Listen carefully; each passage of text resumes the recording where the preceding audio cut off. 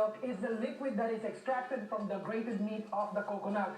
Alam niyo po, there's actually a name for the first pressing. Ito yung tinatawag na kakanggata or coconut cream. In many tropical countries, including na po dyan ng Pilipinas, alam niyo ba na ang gata is a vital ingredient pagdating sa pagluluto? I love it, mga trivia. Back home, Bicolano cuisine is well known for the prevalence of gata in many of their dishes, including laing and kinunot na tagi. Pero, nasubukan niyo na bang lagyan ng gata ang sampurado, lugaw, o dinuguan like they do in Bicol? I guess when you really love something, you tend to put it on everything. Di ba? Totoo yan.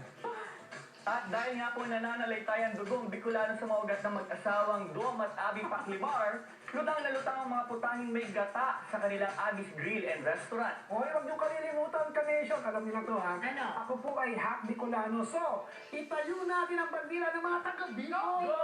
Bicolanos! Umpisa na natin ang masayang Welcome, usapan, ha? guys! Correct. Salamat. So, Dom, ano-ano ba ang mga dala mong may gata?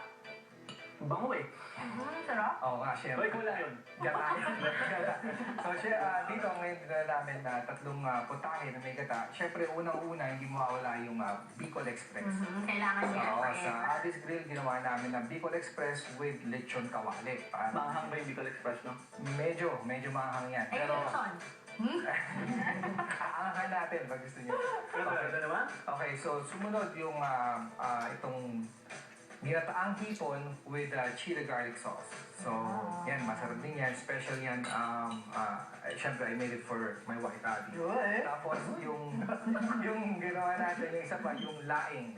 Huwag kang sinungaling, ha? Yung totoo lang. Laing yan, laing.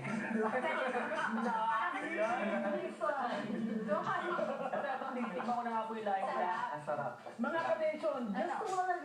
Kanation, just wanna let you know, ha? Ito, special, yung Bicol Express nila, meron pang, lechon sa ibabaw. So, paano nakakita ng ganyan, di ba? Bakit lechon? Ang nilagay sa ibabaw.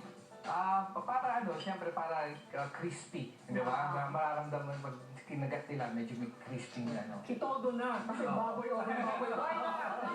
Lebron, ito dahil Bicolano ka, proud Bicolano. Gusto ko malaman, ano ba ang gusto ng mga Bicolanos? Abby and Dom, yung may sili o yung may gata? I would say gata. Nakita mo nang kilala talaga ang Bicol sa gata kasi ang sili is pretty much universal. You can put anything. Ayaw mong lumansa, maglagay ka ng sili. Ayaw mong lumansa, maglagay ka ng ginger. Spokesperson ba siya ng Abby's Grill? Dom and Abby, let's talk about naman yung mga dala niyo. Ito ang sarap. Ano to? Love ko to. Ang sarap. namin dyan is yung field beach. Pinarate yan ang pattern ako, so field beach eh. Parang version yan ng ceviche. I love it.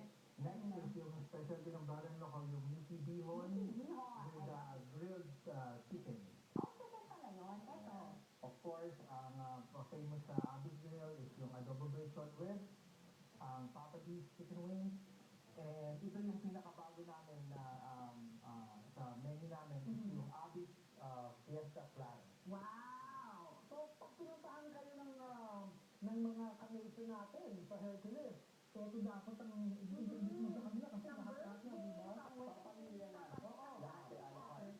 Siyempre, hindi natin mawawala ang dessert. Natin dito sa Galit Sigelo, kainin. Pero masasabi ko lang, Dom, Bebenda, Twitter, Bebenda. Yung ever famous namin na crispy leche. Love it. Okay. So, guys, Dom and Abby, why don't you invite our convention? Saan ba matatagpuan ang Abby's Grill? Abby's Grill is located at 2220 San Pablo Avenue, Pinole, California. Dito muna nagtatapos ang ating samahan ngayong linggo at sobrang haligo para at least special. Thanks to Ricky Sarmiento of InStyle Salon and Beauty Clinic, our host, Hair and Makeup. 7 Victoria Street Custom Floral Design Studio in San Francisco with the flowers on the set. For catering in our studio, we thank Tito Tony Lim of Lim Nam in South San Francisco, Melvin Pare of Isla Restaurant in San Bruno, California, and Willie Garandang and Michelle Noguera of Tooth Punch, also in San Bruno. At syempre, thank you, Chef Ron and Jello sa pagtama at pagtambay niyo sa akin today. Salamat din sa amin. I love it. And we'll wrap this up this week's episode of Kadama Nation. At basta lagi yung ipamalat mga kanation at ipagmalaki na the best ang Pilipino sa mga mundo.